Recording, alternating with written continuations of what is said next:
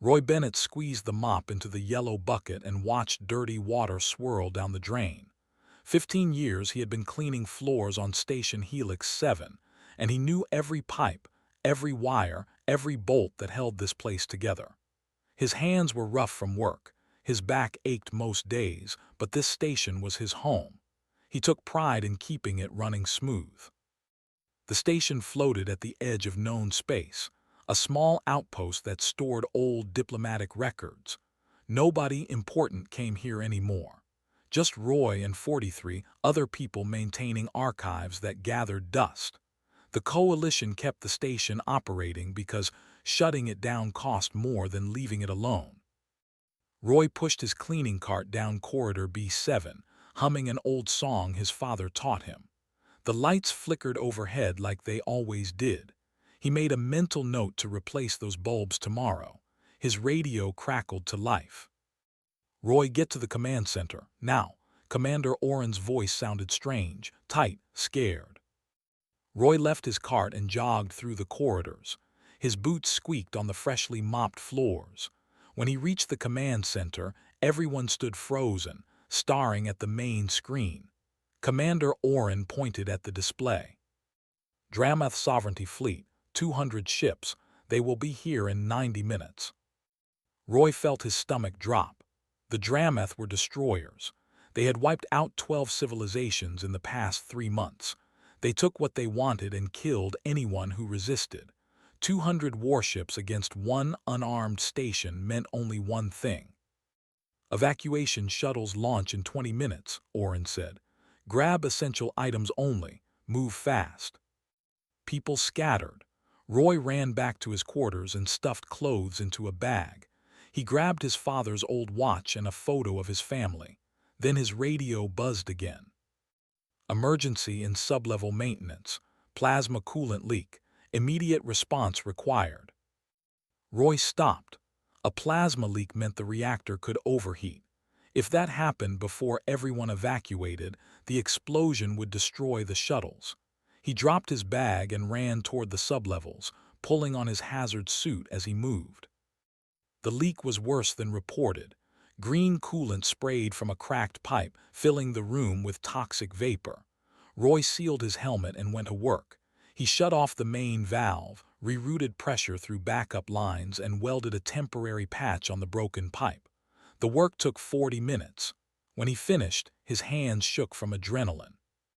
Roy climbed back to the main deck and headed for the shuttle bay. The corridors were empty, too empty. He started running. When he reached the bay, his heart sank. All the shuttles were gone. The massive doors were sealed. He was alone.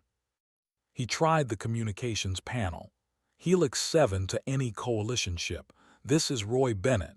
I missed evacuation. Requesting immediate pickup." Static answered him. Then a voice came through, but it was not human. "Human station. This is High Admiral Vorshin of the Dramath Sovereignty. We are claiming this facility and all its contents. Surrender immediately or be destroyed." Roy looked at the screen. 200 ships filled the view, each one bristling with weapons. They looked like great metal sharks circling wounded prey. His station, his home for 15 years, was about to be taken or destroyed. He thought about running to an escape pod. He could punch coordinates for the nearest coalition outpost and hope he made it before his oxygen ran out. That would be the smart choice, the safe choice. Roy looked around the empty command center. He had cleaned these floors 1,000 times. He had fixed broken equipment, replaced worn parts, kept everything working when budget cuts meant no new supplies. He knew this station better than anyone alive. Every system, every backup, every maintenance override. The Dramath thought they were facing an empty station. They were wrong. Roy sat down at the main control panel and pulled up the station schematics. He bypassed safety locks with his maintenance codes and gained full access to every system. Weapons. The station had none. Shields. Barely functional. Defenses. Almost nothing. But Roy had something better. He had knowledge. He had creativity. and he had 15 years of experience making broken things work and working things break in exactly the way he needed. "Dramath Fleet, this is Station Helix 7, Roy said into the communications channel. He was still wearing his cleaning coveralls, stained with coolant and grease. "Your surrender demand is denied. You have 10 minutes to withdraw before I defend this station."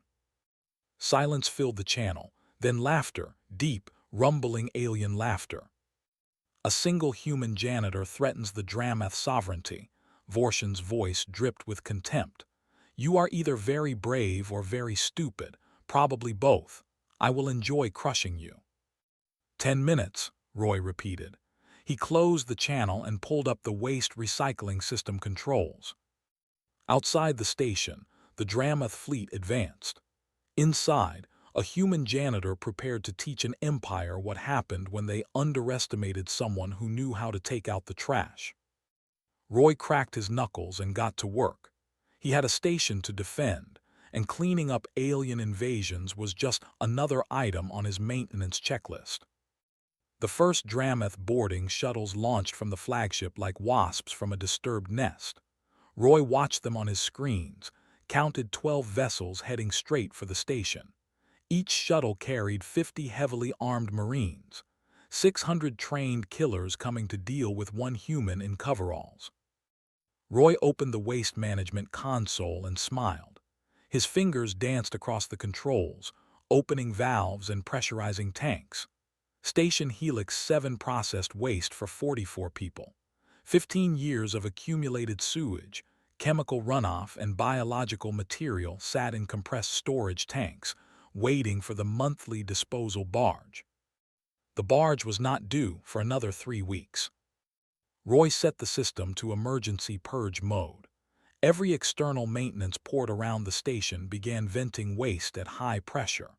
Brown and green clouds exploded into space, spreading out in all directions. The frozen waste created a debris field that expanded rapidly, thousands of chunks tumbling and spinning. The Dramath shuttles hit the cloud at full speed. Their sensors went crazy. Navigation systems could not distinguish between solid station hull and frozen waste material. 3 shuttles collided with large chunks and spun out of control. 2 more got chemical residue on their hulls, and the corrosive compounds ate through their exterior plating. Roy watched 5 shuttles limp back to the fleet. The other 7 adjusted course and tried to find clean approach vectors. He switched to the mining laser controls.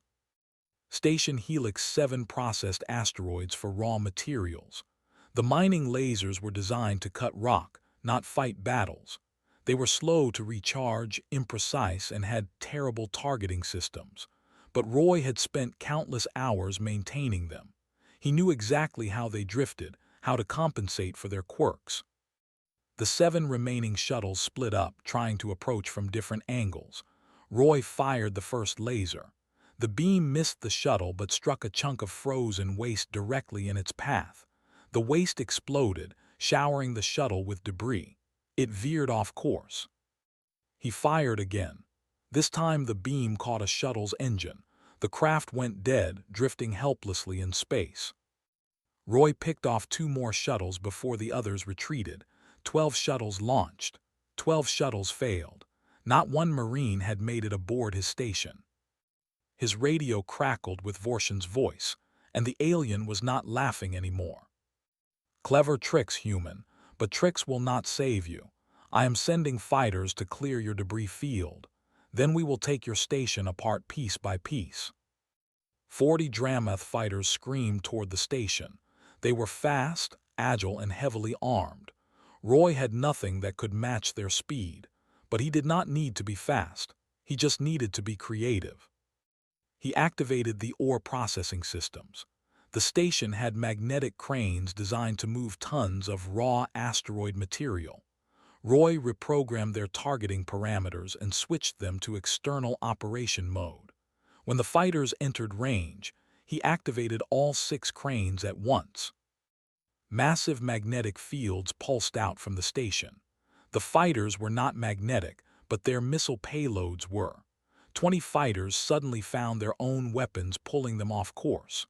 Several missiles detonated prematurely, caught between the magnetic forces and their own guidance systems. The fighters scattered in confusion. Roy used the moment to fire his mining lasers again. The beams were never meant for moving targets, but in the chaos, he scored hits on 3 fighters. They exploded in bright flashes. More fighters swarmed in. Roy vented atmosphere from non-critical sections, creating explosive decompression. Tools, equipment, and broken hull plating shot out at high velocity. A wrench moving at escape velocity punched through a fighter's canopy. A piece of deck plating crushed another fighter's engine. The remaining fighters pulled back out of range. Roy had destroyed 17 of them. His hands were shaking. He had never hurt anyone before today. 15 years of fixing things, and now he was breaking them, breaking lives. But the Drameth had come to kill him and take his home. He pushed down his guilt and focused on survival. Vorshin's voice came through again, colder now, angry. "You are beginning to annoy me, Janitor. No more measured assault. I am sending my Marines in force. You cannot stop them all." Roy pulled up the internal station schematics. The Drameth were right. He could not stop a full invasion force, but he could make them wish they had never come here. He accessed the cargo handling systems, the gravity plate controls, the fire suppression protocols. Every safety measure, every automated system, every piece of equipment designed to help station personnel could be turned into a weapon. Roy began setting traps in every corridor, every junction, every room. Motion sensors tied to magnetic cranes, pressure plates linked to foam dispensers, gravity shifts programmed to activate when multiple life signs entered a section. Then he did something that made him laugh despite the fear. He hacked into the station's public address system and broadcast on all frequencies, including the Drameth military channels. "Attention Drameth Fleet. This is Roy Bennett, head of maintenance for Station Helix 7. I am now performing routine cleaning operations. Docking Bay 3 is currently experiencing biohazard conditions. Docking Bay 5 has gravity malfunctions. Docking Bay 7 is undergoing pressure testing. Please wait for all maintenance to be completed before attempting to board. Thank you for your patience." He updated his broadcast every 10 minutes with new maintenance alerts, all delivered in a calm, professional tone. The Drameth were being trolled by cleaning schedules and safety announcements. Outside, 300 warships waited. Inside, one janitor prepared to defend his home with mops, cranes, and a deep knowledge of how things worked. Roy took a sip of cold coffee from his thermos and watched his screens. The Drameth were coming. Let them come. He had more tricks in his toolkit. The Drameth breaching pods hit Docking Bay 3 like hammers. Shaped charges blew through the hull and armored Marines poured into the station. 50 warriors in powered combat suits, carrying weapons that could melt through steel. They moved in perfect formation, trained and deadly. Roy sat in the control room 3 levels up and watched through security cameras. His finger hovered over a button labeled Cargo System Override. The Marines spread out across the docking bay, scanning for threats. Their commander barked orders in harsh Drameth. They checked corners, established a perimeter, prepared to advance deeper into the station. Roy pressed the button. The cargo handling cranes activated all at once. 20 massive mechanical arms, each designed to lift 5-ton shipping containers, suddenly came to life. They swung in coordinated patterns, slamming metal boxes into the surprised Marines. A container crushed 3 Marines against the wall. Another crane swept 5 more off their feet, sending them tumbling across the deck. The Drameth tried to shoot the cranes, but their weapons just scorched the heavy industrial machinery. Roy triggered the next trap. Fire suppression foam flooded the bay, a thick white substance designed to smother flames. It filled the room waist-deep in seconds. The Marines struggled to move through it, their sensors blind, their movement slow. Then Roy played with the gravity. He set the gravity plates to cycle rapidly. Full gravity, zero gravity, full gravity, zero gravity. The Marines were thrown up and down like toys. Several smashed into the ceiling. Others lost their weapons in the foam. The Drameth were elite soldiers, but no training prepared them for fighting in a zero-gravity foam bath while cargo cranes swung at them. The survivors retreated back through the hull breach. Out of 50 Marines, only 23 made it out. Roy had won the first direct engagement using nothing but loading equipment and cleaning supplies. But more breaching pods were already hitting other parts of the station. Docking Bay 7 filled with Marines. Roy sealed all the doors and vented the atmosphere. Then he pumped in pure nitrogen from the life support reserves. The gas was invisible and odorless.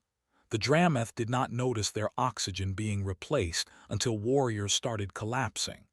They evacuated before anyone died, but another assault team was neutralized. In Section C, Marines advanced down a corridor. Roy had spent 2 hours coating the floor with industrial lubricant normally used for machinery maintenance. When the Drameth stepped onto it in their heavy armor, they went down like bowling pins. Automated defense turrets, normally used to shoot micrometeorites, opened fire from the ceiling. The turrets were weak, but the prone Marines made easy targets. The attacks continued for 3 hours. Each time, Roy used the station itself as his weapon. He rerouted power to create electrical barriers. He flooded sections with coolant that froze Drameth equipment. He used the medical bay's decontamination protocols to blast Marines with radiation that scrambled their electronics.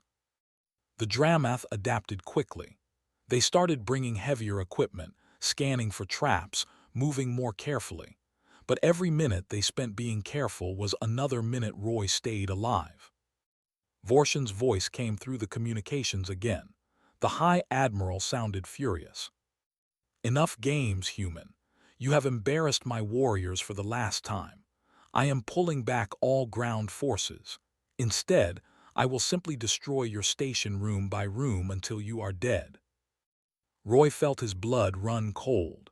He could fight Marines with his tricks, but he could not stop ship-mounted weapons from tearing the station apart.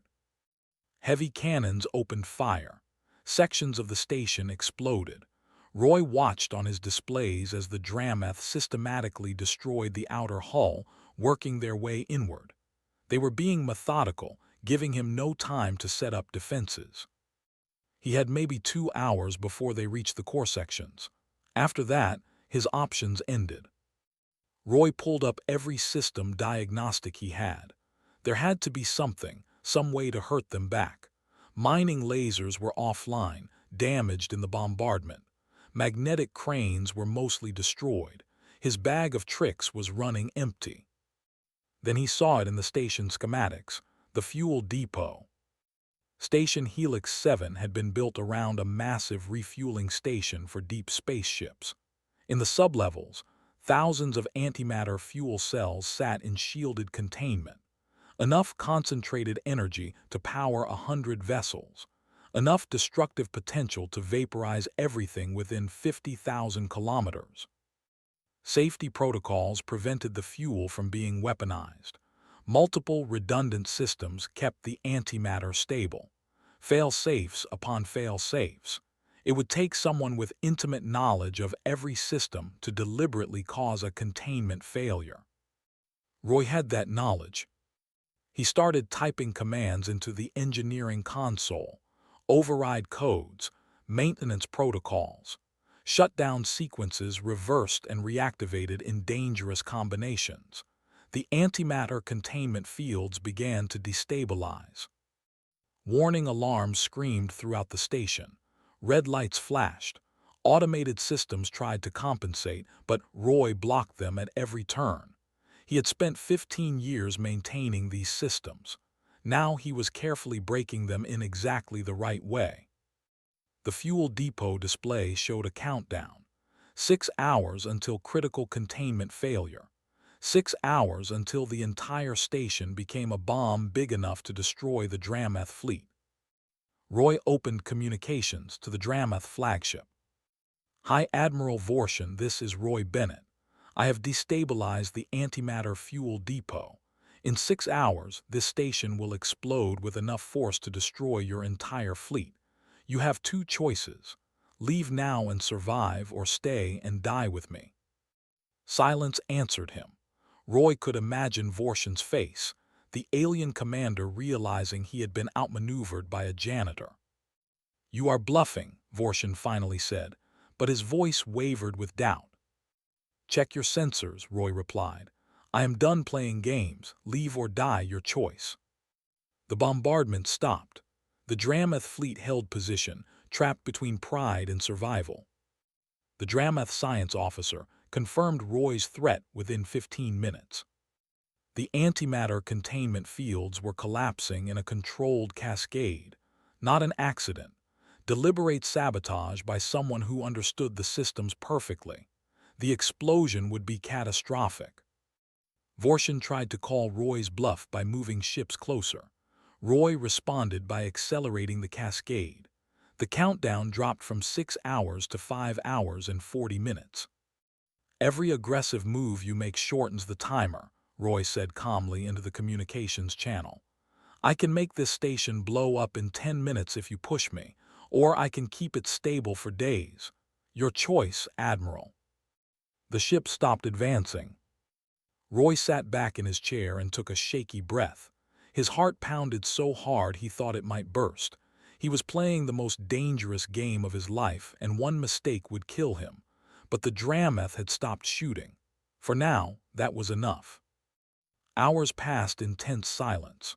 Roy monitored the fuel depot carefully, making tiny adjustments to keep the cascade progressing at a steady rate.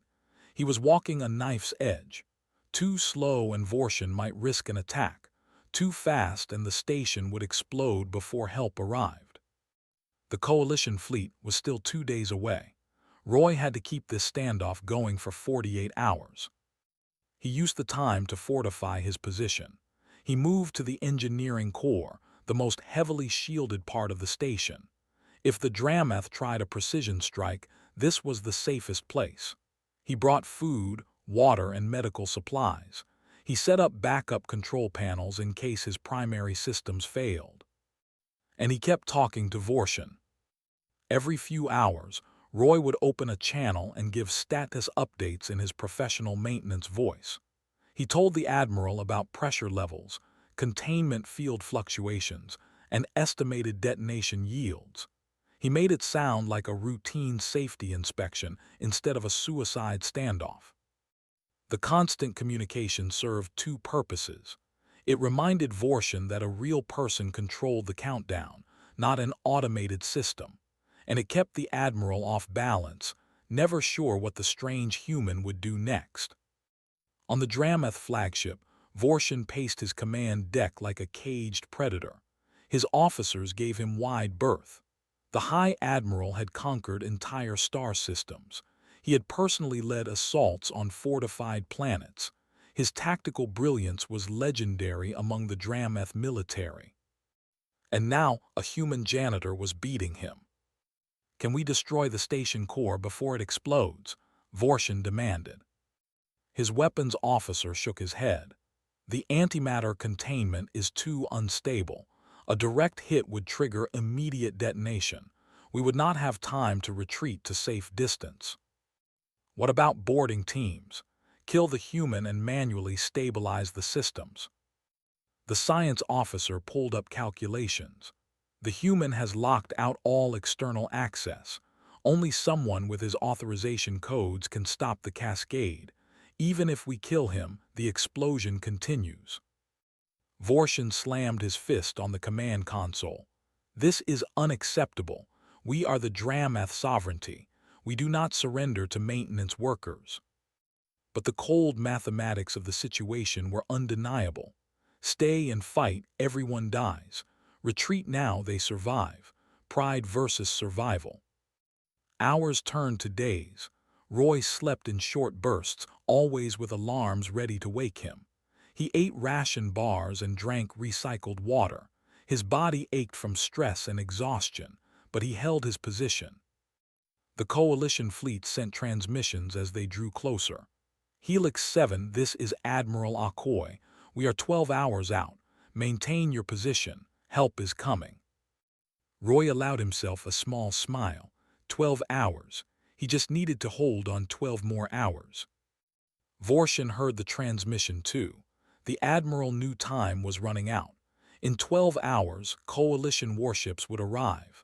The Drameth would be caught between an exploding station and an enemy fleet. The trap would be complete. Human, Vorshin said over the open channel. His voice had changed. Less angry, more calculating. Let us negotiate. I am listening, Roy replied. You have proven yourself a worthy opponent. Your tactics show intelligence and courage. The Drameth respect such qualities. I offer you a deal. Disarm your weapon and I will allow you to leave peacefully. You have my word as a High Admiral. Roy almost laughed. You came here to destroy my home and steal our records. Now you want me to trust your word. You are correct to be suspicious, Vorshin admitted. But consider this. You are one human. My fleet has suffered minimal losses. We can retreat beyond the blast radius and wait for your station to explode naturally. You die, we survive, and we return later to claim the wreckage. Or you can accept my offer. Live to fight another day. It was a good argument. Roy knew the Admiral was probably lying, but the logic was sound. Why should one janitor die for an empty station? Because it was not just a station. It was 15 years of his life. It was the place he called home. It was every floor he had cleaned, every system he had repaired, every bolt he had tightened. The Drameth thought in terms of strategic value and military objectives. Roy thought in terms of pride and duty. No deal, Admiral, Roy said. This is my station. You want it, you die for it. Simple as that. Vorshin was silent for a long moment. Then, we are at an impasse. We are, Roy agreed. The hours ticked down. The Coalition fleet drew closer. And in the depths of Station Helix 7, a human janitor sat at his post, watching the countdown, protecting his home. 3 hours remaining until the fleet arrived. 3 hours until Roy could finally rest. He just had to hold on a little longer. The Coalition fleet dropped out of faster-than-light travel in a flash of blue light. 30 warships, led by the dreadnought Resolute. On the bridge, Admiral Patricia Akoy stared at her tactical display in disbelief. 200 Drameth vessels surrounded Station Helix 7, but they were not attacking. They sat in perfect formation, weapons charged but not firing. The station itself showed massive damage but was still intact, and according to sensors, only one human life sign remained aboard. Get me a communication channel to that station, Akoy ordered, and someone explain what is happening here. Her science officer looked up from his console, face pale. Admiral, the station's antimatter fuel depot is in cascading failure. Detonation in approximately 140 minutes. Blast radius will encompass the entire Drameth fleet. Why have they not retreated? Unknown, Admiral. They are well within lethal range but holding position. Akoy opened a channel to the station. Helix 7, this is Coalition Admiral Patricia Akoy. Please respond. Static crackled, then a tired voice came through. Admiral, this is Roy Bennett. Sorry about the mess. I have been doing some emergency maintenance. Mr. Bennett, our sensors show your fuel depot is about to explode. Why are you still aboard? Someone has to hold the detonator, Admiral. Otherwise, the Drameth might try something stupid. Akoy understood immediately. You weaponized your own station. Yes, ma'am. It was the only way to stop them from taking it. The timer is set, and only I can shut it down. The Drameth have been very cooperative since they figured that out. A new voice cut into the channel. Coalition Admiral, this is High Admiral Vorshin of the Drameth Sovereignty. I wish to negotiate terms of withdrawal. Akoy looked at her tactical officer and raised an eyebrow. The officer shrugged, equally confused. The Drameth never negotiated. They conquered or they retreated, but they never asked permission to leave. What are you proposing, Admiral Vorshin? Allow my fleet safe passage from this system. In exchange, we will depart immediately and make no further claims on this territory. You came here with 200 warships to claim an unarmed station. Now you want to leave peacefully. Akoi could not keep the skepticism out of her voice. Circumstances have changed, Vorshin said stiffly. Akoi pulled up the full sensor data and started piecing together what happened. Debris fields around the station, destroyed Dramath fighters and shuttles, damaged sections from bombardment, one human holding off an entire invasion fleet. She had heard stories about human creativity in combat, but this was beyond anything she imagined. Mr. Bennett, Akoi said carefully, can you actually disarm the fuel depot? Yes, Admiral, I can stop the countdown anytime, but I need to know the Dramath are leaving first. Akoi made her decision. Hi, Admiral Vorshin, here are my terms. Your fleet will power down all weapons immediately. You will retreat to a distance of 100,000 kilometers. Once you are clear, Mr. Bennett will disarm his station. Then you will jump out of this system and not return. Break any part of this agreement and my fleet will ensure you die here. Understood. Vorshin's response was cold. Understood, but know this, Admiral. The Dramath do not forget, your janitor has made an enemy today. I think your janitor just taught you an important lesson about humans, Akoi replied. We do not need to be soldiers to be dangerous. Every one of us is a potential threat if you push us hard enough. The Dramath fleet began powering down weapons. Slowly, carefully, they maneuvered away from the station. Akoi kept her own ships on high alert, ready to fire if the Dramath tried anything. It took 40 minutes for the enemy fleet to reach safe distance. Roy watched them go on his displays, hardly daring to believe it was working. His hands shook with exhaustion and relief. Mr. Bennett, Akoi said gently, they are clear. You can shut it down now. Roy pulled up the fuel depot controls. His fingers felt clumsy on the keyboard. He had been awake for nearly 3 days straight. Everything hurt. But he carefully input the shutdown sequences, revering every override he had implemented. The countdown stopped at 17 minutes. Warning lights turned from red to yellow to green. Containment fields stabilized. The fuel depot returned to safe operational status. Roy slumped in his chair and let out a long breath. Station Helix 7 is secure, Admiral. Fuel systems normal. No immediate danger. Good work, Mr. Bennett. Stay put. I am sending medical teams and engineers to your location. The Dramath fleet jumped to faster than light, fleeing the system. 200 warships defeated by one human with a mop and a deep understanding of his workplace. Coalition Marines boarded the station an hour later. They found Roy in the engineering core, asleep at his console. The medical team gently lifted him onto a stretcher. He woke briefly as they carried him out. My station, he mumbled. Someone needs to fix it. We will handle it, the doctor assured him. You just rest now. Roy closed his eyes and finally, truly slept. He woke 20 hours later in the medical bay of the Resolute. Admiral Akoi sat beside his bed, reading reports on a data pad. She looked up when Roy stirred. How do you feel, Mr. Bennett? Sore, tired, alive. Roy managed a weak smile. How bad is the damage to Helix 7? Substantial but repairable. My engineers are already working on it. Akoi set down her pad and looked at him seriously. What you did was either incredibly brave or incredibly insane, possibly both. It was my home, Admiral. Someone had to defend it. Most people would have run. Roy shrugged. I'm not most people, I'm a janitor, we clean up messes. News of the Battle of Helix 7 spread across the galaxy faster than light-speed communications could carry it. A human janitor held off the Dramath sovereignty with cleaning equipment and maintenance systems. The story sounded impossible, but the evidence was undeniable. Sensor logs, communications records, and testimony from coalition personnel confirmed every detail. Roy became famous overnight. He did not want to be famous. Reporters requested interviews. Military academies wanted him to lecture.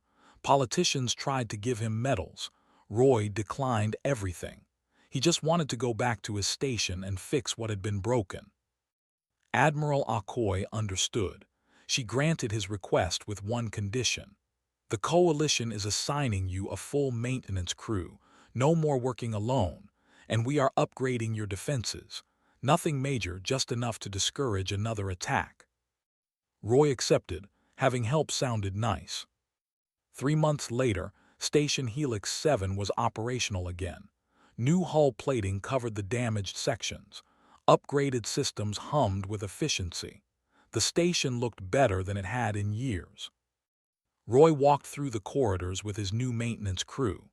There were 6 of them now, all experienced technicians who volunteered for the assignment. They treated Roy with a mix of respect and awe that made him uncomfortable. "Stop looking at me like that," he told his assistant, a young woman named Bate. "I just did my job." "You held off an invasion fleet," Bate said. "That is a bit more than just doing your job, sir." "Call me Roy, and it was not that impressive. I just used what I had available." Bate shook her head in amazement. She had read the full report. The creative use of every system, the psychological warfare, the final gambit with the antimatter.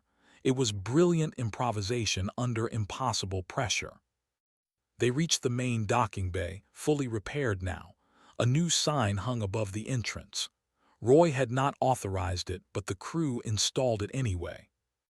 "Warning, janitor on duty." Roy rolled his eyes, but he was smiling.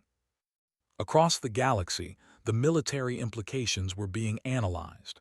Human naval officers studied Roy's tactics. How could they apply similar thinking to their own ships?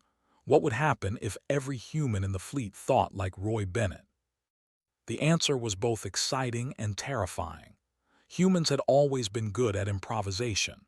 They adapted quickly, thought creatively, and refused to give up even when logically defeated. Roy had not invented anything new. He had just demonstrated what any human could do with enough knowledge, determination, and a willingness to break the rules. The Dramath High Command held a very different meeting. Vorshin had been stripped of his rank and exiled in disgrace. The embarrassment of the defeat was too great to ignore. 200 ships beaten by one custodian.